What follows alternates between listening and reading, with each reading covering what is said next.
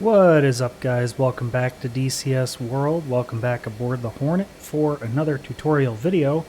In this one, we're going to take a look at the AGM-154 Joint Standoff Weapon, also known as the JSOW. I mentioned in a previous video on JDAMs that the JDAM and JSOW are configured in much the same way. We have two modes available for which we can program them, both target of opportunity mode and pre-planned mode. Now, we looked at target of opportunity mode in the JDAM video. All of the setup and functionality very much applies to the JSOW as well, so we're not going to cover it again. However, in this particular video, we're going to cover pre-planned mode. Before we get to that, however, two flavors of the AGM-154 available. We have the 154A, which is a cluster munition variant. It is a canister variant that dispenses bomblets over the target at a pre-planned height.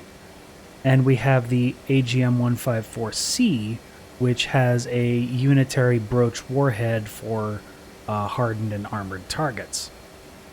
On our airplane today, we have the AGM-154C, just so that we can see a nice kaboom. So how do we program these in pre-planned mode? So let's look over here. We're going to be doing a lot with the UFC and the left side DDI, so I'm going to halt the camera there. Stores page. Let's get ourselves master arm to arm and an air to ground mode. We have JSC for JSOW C variant. And much like the JDAM, once we select it, we have a countdown timer that needs to count down to about 7 minutes 30 seconds, and that will align the JSOW's GPS/INS guidance system. We are already in mode pre-plan, so we're going to leave that there since we're using pre-plan mode today. eFuse, let's set to instantaneous once again. And then let's go over to JSOW display here. Now, one thing we need to do slightly differently from the JDAMs in target of opportunity mode is we need to go down here to the quantity button, QTY, select that, and then we need to select all of the stations that contain the JSOW. And in this case, I only have them on station 3 and station 8. Let's select both of those and hit return. Then we need to go to the mission page. And now we are on the mission page for pre-planned mission number 1. And you can have up to 5 missions, but you can program all of the JSOWs under one mission using the step function, and you'll see what that does in a second. But we're currently looking at the JSOW that's on station number 7. What we need to do is go down here and hit TGT UFC for target UFC. And then from the UFC here, we can then program in the position where we want this weapon to impact. So we're going to go position, latitude, and we'll hit north.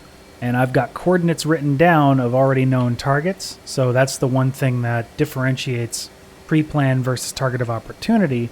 In pre-plan mode, you know the specific coordinates of your target beforehand. And this would be usually part of your mission briefing or some other intel that you might have. So any coordinates you might have for your specific mission will be different from mine. I'm just using these as an example for how we enter them in.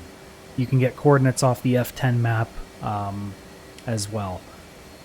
So, whoops, it timed out on me. So let's bring up the TGT UFC again. Position, latitude, north. And then I have coordinates here of 245954.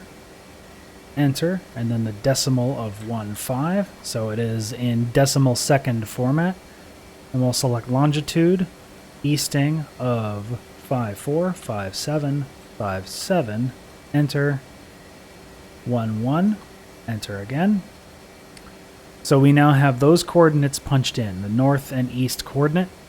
We also need to input the elevation, so we need to deselect and reselect TGT UFC and select ELEV for elevation. I have elevation known in feet, so we'll select feet, and then this is simply 3 feet above sea level. Enter. So just taking a look at what we have We have the northern coordinate, the eastern coordinate, and the elevation of 3 feet. Pretty simple. Now, to switch to the other station and program that, we're just going to hit the step button right here. And now we have a blank page, and we see we're looking at station 3. So, same exercise again. Northing, I have coordinates for this particular target of 245932, decimal 56. Longitude easting 545812, decimal 22. Deselect, reselect. Elevation in feet. This one is also at 3 feet.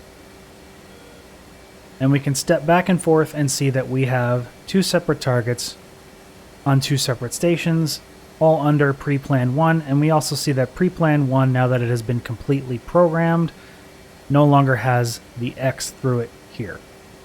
Okay, let me unpause my camera and just take a look over here. I've got the HSI up on the screen here. Notice that very similarly to the JDAM, we have a maximum and minimum range circle. The same rules of the max and minimum range very much apply to the JSOW. So let's get turned around and lined up with the target, and we will release these. Okay, so very quickly, I just want to point out a few things now that we're lined up with the target. HUD symbology is fairly straightforward. We have our time to maximum range, very similarly to the JDAM. In this case, we're 58 seconds for maximum range. Manual release mode. JSC is the weapon type in pre-planned mode, and we are 58 miles from the target. And there's our target diamond box on the ground there in the far off distance, about 60 miles ahead of us. Now, some quick fun facts about the JSOW itself. It is classified as a glide bomb. Our call for this weapon will be pigs away. The glide bomb itself is going to sprout wings once it is released from our wings, and it is going to glide all the way out to that target. And because of this setup, it gives the JSOW an extremely long range. Right now it is the longest range air-to-ground weapon in all of DCS. Under ideal launch conditions of, say, something like 40,000 feet and Mach 1.5, you can actually reach out and touch targets with this thing as far as 60 to 70 miles. Our ideal case right now at about 30,000 feet and going full burner, probably as close to Mach 1 as we can get, will net us probably around 50 miles. But that's still pretty significant, and that's long enough range to outrange an SA-10 or S-300 SAM site. So you can see their usefulness there. So let's get unpaused and get close to the target. Make sure my barometric altitude hold is on. And we're going to fly towards the target. And once we're in range, we will release the weapons. And we can release both of them with successive presses of the weapon release button. Alright, we're in range now. About 51 miles, so we're going to go weapon release and weapon release. And that's 2 weapons away on those 2 separate targets. So I'm going to get myself into a stable orbit here, and let's check out the weapons in flight. So this is the AGM-154 joint standoff weapon. It looks like a little airplane with its little wings and its little tail fins there. Currently descending through 30,000 feet. It's doing about 620 knots. It's actually supersonic right now, but it will slow down to subsonic speeds as it glides towards the target.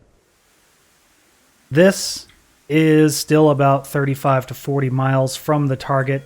It's at the palms way out there, as you're very familiar with, so through the magic of editing, we are going to speed things up a little bit because this thing is going to take almost 4 to 4.5 real minutes to reach the target at this rate. So we'll see in a bit as the weapon gets closer to the target.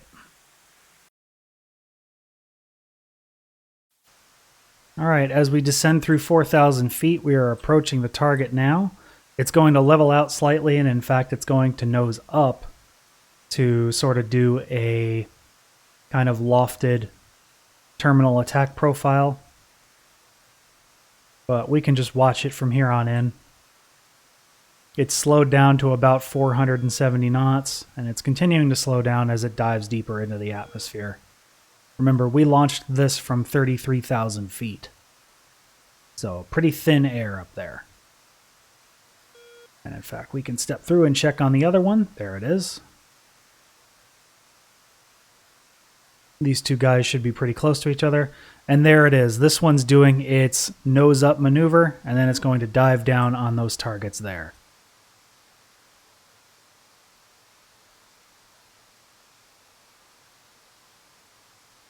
And let's watch it impact there.